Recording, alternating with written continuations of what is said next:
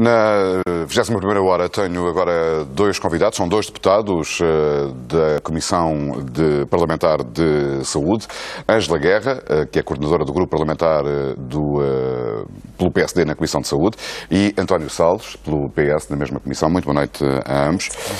Ângela Guerra, a ambos, em primeiro lugar, esta situação que nos está aqui a provocar alguma perplexidade a todos, tanto quanto me parece, que é esta ordem do Ministério Público para que a polícia fosse remover os corpos que estavam a ser velados. Ora bem, a minha dúvida para já há várias. A primeira é esta. É ou não é verdade que quando um doente morre numa unidade de saúde, num hospital, o António Salles é médico, a Ângela não é, mas é jurista, portanto talvez dê para complementar. É ou não é suposto, ou obrigatório por lei, que seja efetuada uma autópsia no hospital para libertar o corpo para a família? Posso Ângela, sim. Muito boa noite. Em termos legais, quando há indícios da prática de algum crime, normalmente há esta obrigatoriedade de ser feita uma autópsia no hospital antes do corpo ser levantado. Eu confesso. Mas independentemente de haver a hipótese de crime ou não, a autópsia não é obrigatória? A autópsia não é obrigatória. Mas aqui era mais ou menos evidente que poderia estar em causa qualquer coisa relacionada com negligência. Pois parece que sim, daquilo que são as notícias que hoje têm vindo a público, parece que efetivamente há essa possibilidade, e daí se calhar esta ordem do Ministério Público, que foi apenas executada agora, infelizmente, para o transtorno absoluto destas famílias. Sem dúvida. António, como é que olha para esta situação? Enquanto profissional de saúde, estou de facto habituado a que as autópsias sejam praticadas no hospital e, portanto, é também com alguma perplexidade que eu olho para esta questão. Ou seja, há as autópsias no hospital, independentemente de haver ou não investigações determinadas pelo Ministério Público, porque os profissionais do hospital, na altura em que determinam a autópsia, podem não saber, e aliás o mais razoável é não saberem que o Ministério Público está a investigar essa situação. Com certeza a autópsia serve exatamente para estabelecer o nexo causal. De qualquer forma, não temos informação toda neste momento, certo, e temos de ser cautelosos relativamente a esta matéria. Mas para já provoca alguma perplexidade e alguma interrogação, sem dúvida. Bom, ouvimos aqui, há uma grande preocupação por parte das autoridades de saúde. Nós temos 35 pessoas infectadas e temos um foco de infecção num hospital. É a segunda vez que existe no país, num relativo curto espaço de tempo, um surto desta bactéria. Esta situação pode dizer-se que, com todo o otimismo que nós ouvimos do Ministro da Saúde e da Diretora-Geral de Saúde, que está controlado, que pode ter entrado na fase decrescente? Eu penso que os indicadores que neste momento temos permitem-nos dizer que sim. Penso que essa é uma das componentes deste problema, é perceber se foi feito tudo aquilo que podia ser feito. E, sinceramente, a nossa perspectiva é de que foi feito tudo aquilo que podia ser feito, quer ao nível técnico, nomeadamente a questão do choque térmico e do choque químico, a revisão das torres de refrigeração, as análises microbiológicas. Parece-me que, tecnicamente, tudo foi feito. Estas torres de refrigeração, para um leigo, como serão a esmagadora maioria dos nossos espectadores, servem exatamente para quê? Para manter a água. A água em níveis que permitam, quer de temperatura, quer de condições de sanidade, chegar aos doentes em condições aceitáveis. A água que é necessária tanto para os atos médicos como para a utilização de higiene. Para a utilização de higiene, claro, e de consumo dos doentes. Ângela Guerra, parece-lhe que a situação se pode dizer como tendencialmente controlada, uma vez que hoje só foi identificado um novo caso? Pois, eu tenho algumas dúvidas. O grupo parlamentar do PSD fez uma deslocação hoje ao hospital. Pretendemos, obviamente, acima de tudo, obter esclarecimentos do Conselho de Administração, porque daquilo que eram as notícias que estavam a surgir a cada hora, diferentes, não era propriamente perceptível de toda a dimensão do problema, e por isso achámos pertinente deslocarmos-nos ao hospital e fizemos isso hoje durante a tarde. E obteve informações sobre a total dimensão do problema? Penso que sim. O Conselho de Administração... Faço-lhe a pergunta porque, tendo acontecido, aparentemente, como se já suspeitava desde o início, mas hoje pela voz do Ministro, que o problema está centrado numa das torres de refrigeração do próprio hospital. O Hospital São Francisco Xavier, enfim, não sendo da dimensão do de Santa Maria ou de São João no Porto, é um dos maiores hospitais de Lisboa e do país, com uma quantidade enorme de pessoas a recorrer aos serviços do hospital todos os dias. Portanto, há milhares de pessoas que passam todos os dias pelo hospital e há milhares de pessoas que vivem e trabalham ou estudam nas imediações daquele hospital. E, portanto, têm contacto ainda que indireto com aquele hospital. Mas permita-me discordar um bocadinho daquilo que disse. Eu não me retiro das declarações do Sr. Ministro da Saúde, bem como não retirei daquilo que ouvimos hoje no hospital, que o nexo de causalidade está estabelecido e que tem a certeza absoluta que o foco está na torre de refrigeração. Aquilo que têm a certeza absoluta é que, pelos vários métodos que foram utilizando para despistar, digamos assim, onde poderia haver focos, chega-se à conclusão que o foco é certamente, ou será, muito provavelmente, ali dentro do hospital. Mas que ainda não têm a certeza absoluta de qual é que é o local do foco, não têm, por isso é que foram precisas fazer aquelas análises todas e ainda estão à espera do resultado de algumas delas e só aí é que determinarão, em concreto, a estirpe em causa do problema, da bactéria, e aí sim conseguirão determinar o foco exato do surto. Ou seja, na sua opinião, deixe-me só tentar perceber se também partilha, é precipitado e prematuro nesta altura dizer que provavelmente o foco de infecção está ali, naquela torre de refrigeração? Sim, temos que, obviamente, esperar pela investigação. Acho que a investigação é fundamental. A investigação epidemiológica, quer na vertente humana, quer na vertente ambiental, é fundamental para percebermos, de facto, o problema e, portanto, será prematuro estarmos, na minha opinião, a atribuir, enfim, a este ou àquele fator. Mas, no entanto, o Ministro da Saúde desenvolveu este raciocínio ao mencionar que, seguramente, quando há 35 pessoas infectadas, pelo menos até agora, que há, seguramente, uma falha. Isso é inquestionável. E que o serviço de limpeza e a manutenção daquelas infraestruturas do hospital estão a cargo de uma entidade pública, que é o Serviço de Utilização Comum dos Hospitais. Inquestionável, relativamente a essa matéria, inquestionável. De qualquer das formas, é importante dizer que este Ministério e este Governo já fez um investimento durante o ano 2016 e durante o ano 2017 nestas torres de refrigeração. E, portanto, É verdade que estas torres de refrigeração tinham sido inspecionadas muito recentemente, a meados de outubro. Muito recentemente. 16 de outubro. E, portanto, há investimento. Para além disso, há um contrato de manutenção que não foi descontinuado e, portanto, se manteve e que assegura, de alguma forma, que, de facto, são problemas, são questões aleatórias, às vezes, ao próprio processo, são questões técnicas e que, de facto, houve uma falha técnica e isso não temos, neste momento, qualquer tipo de dúvida. Vou expor um raciocínio meu sobre o qual gostava de ouvir a vossa opinião. A doença do legionário e a contaminação por legionela está frequentemente associada a situações de desleixo, falta de higiene, de dificuldades de manutenção. Foi, por exemplo, a situação anterior que se ficou em Vila Franca de Xira foi muito associada a isto. Ora bem, se nós aqui temos suspeitas sobre uma estrutura do Hospital São Francisco Xavier que foi inspecionada recentemente e que estava bem, como é que se pode processar uma contaminação tão rápida e tão letal como aquela que estamos aqui a assistir?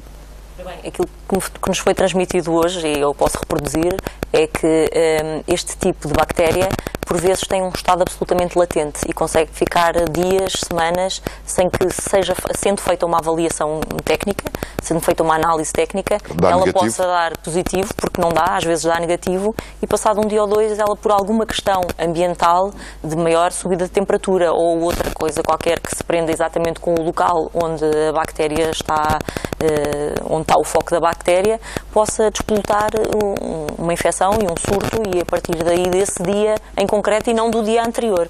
Foi assim que nos foi transmitido e nos foi explicado pelos técnicos e especialistas, aliás, em infecciologia e nesta bactéria em concreto. Isto significa que nós não podemos fazer nada de prevenção contra esta bactéria, António Salles? É sempre difícil, não é? Porque estes fatores são fatores que fogem, por vezes, ao próprio controle e à própria evidência científica e, portanto, é muito difícil.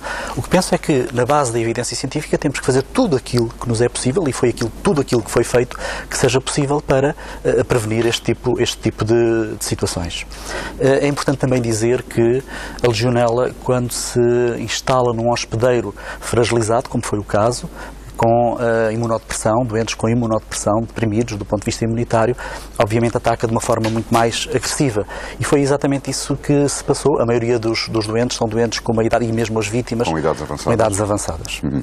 E pessoas que sofrem de outro tipo de... Comorbilidades, têm comorbilidades, diabetes, hipertensão, problemas de imunodepressão. Do ponto de vista clínico, um adulto saudável ou uma criança saudável pode ser infectado. Infectado, sim, mas pode perder a vida?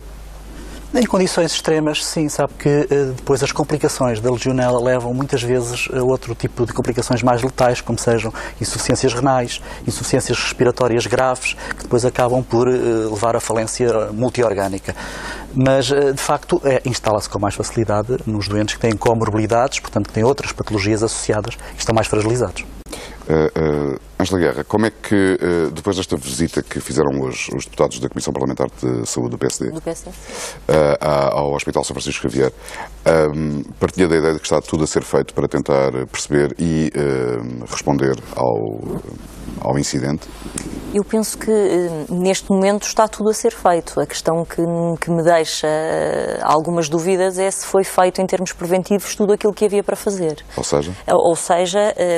É suposto que quando um doente se desloca a um serviço do SNS, a um hospital público, tenha absoluta garantia, absoluta tranquilidade de que, indo ali para fazer umas análises, não sai dali com uma doença letal e acaba por morrer passado. Ou com uma sentença de morte. Com uma sentença de morte, literalmente, que foi o que aconteceu, infelizmente, a uma das pessoas que ali se deslocou a fazer, pelo que nos dizem, umas análises. E, de facto, é de todo interessante, se calhar, pensarmos mais na prevenção, que foi aquilo que foi feito, aliás, ao contrário de muito do que já foi dito hoje, nas últimas alterações legislativas que foram feitas em 2013, em que se aposta muito mais na autorregulação e na obrigatoriedade dos próprios exercerem as suas obrigações legais de fazerem as inspeções e as auditorias e não tanto ficar à espera que de 2 em 3 anos ou de 4 em 4 anos venham fazer alguém uma auditoria para ver se está tudo em condições. Isto não deixa tranquilidade nenhuma às pessoas, mas dá-nos algumas garantias de que, em termos preventivos, temos pelo menos alguns técnicos em permanência para avaliar a qualidade dos sistemas do ar, da água, de tudo aquilo que chega aos doentes diretamente e com o qual têm contacto pelo simples ida a um hospital. António Salles, como médico e como deputado, está aqui numa dupla condição. Eu gostava de tentar perceber como é que está a encarar isto, porque na verdade, depois do surto de legionela na Vila Franca de Xira, que o ex-diretor-geral de Saúde, quando se apresentou, ainda recentemente, numa entrevista, numas declarações à TVI, dizia que tinha sido o pior momento da sua vida profissional de todos. O que é muito elucidativo sobre o impacto que isto tem na estrutura, mas nós estamos a falar de uma situação bastante, e teoricamente e potencialmente, mais grave. E mais grave, desde logo, porque ela terá ocorrido num hospital que é exatamente, além de ser um hospital de Serviço Nacional de Saúde, é um local onde as pessoas vão procurar tratamento e não onde vão lá em busca de uma sentença de morte. Partilho inteiramente dessa preocupação como profissional de saúde e como cidadão. De facto, há uma diferença relativamente à questão de há 3 anos, em que o problema, como se sabe, surgiu em empresas privadas, agora não. Agora surgiu num hospital com normas protocolarizadas, perfeitamente definidas, com protocolos assumidos e, portanto, é garantidamente fonte de preocupação para todos nós esta matéria. De qualquer das formas, também será importante dizer que houve aqui também, de facto, uma prova de que o Sistema Nacional de Saúde, o Serviço Nacional de Saúde, é resiliente. E tudo aquilo que foi feito a posteriori mostra essa resiliência. Tudo aquilo que podia ser feito foi feito. Isso é uma prova de que, de facto, podemos dar confiança aos portugueses relativamente a esta matéria e o Sr. Ministro hoje disse-o claramente. As pessoas que vivem nas imediações do Hospital São Francisco Xavier, as escolas que funcionam nas imediações, podem estar tranquilas em relação a isto nesta altura? Nestas questões de saúde, eu penso que para sermos sérios e responsáveis e honestos, nunca podemos estar inteiramente tranquilos, porque não há sempre algum tipo de atitude preventiva ou cautelosa que as pessoas possam adotar? Sim, repare que a lei de 2013, aquela lei que o governo PSD-CDS revogou na altura, que revogou relativamente a uma lei de 2006, era uma lei que obrigava a estas auditorias de uma forma mais assídua, periodicamente mais assídua, de 2 em 2 anos. Era, na altura, uma transposição de uma diretiva europeia, como todos sabemos, mas de facto obrigava a essa periodicidade dos 2 em 2 anos.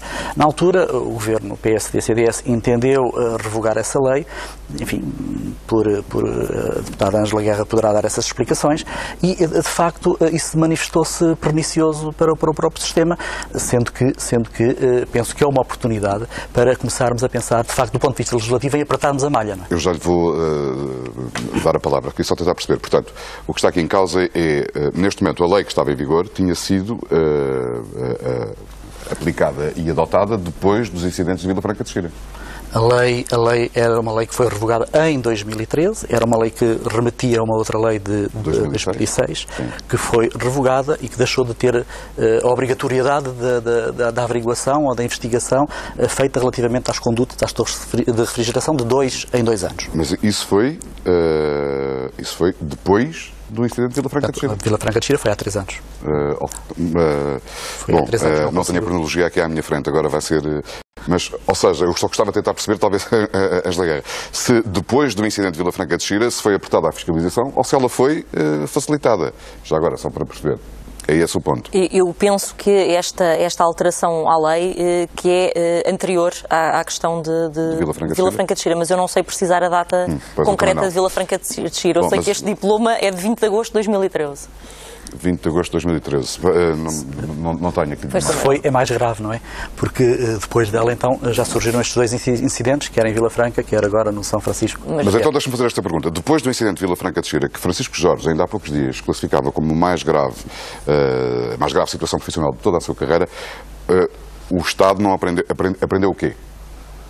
Eu posso falar sobre este diploma, que eu não concordo em absoluto com aquilo que o meu colega disse, porque efetivamente este decreto-lei vem transpor uma diretiva comunitária de 2010 e vem não revogar a lei de 2006, mas introduzir-lhe alterações. E em concreto, no que diz respeito ao melhoramento energético de alguns edifícios públicos, uns e outros privados. Mas, em concreto, o que se pretendia com esta lei, na sequência das imposições da diretiva comunitária, era não tanto que houvesse mais ventilação mecânica nos edifícios e sim adotarem-se mais recursos a ventilação natural, introduzindo mais ar nos sistemas, digamos assim.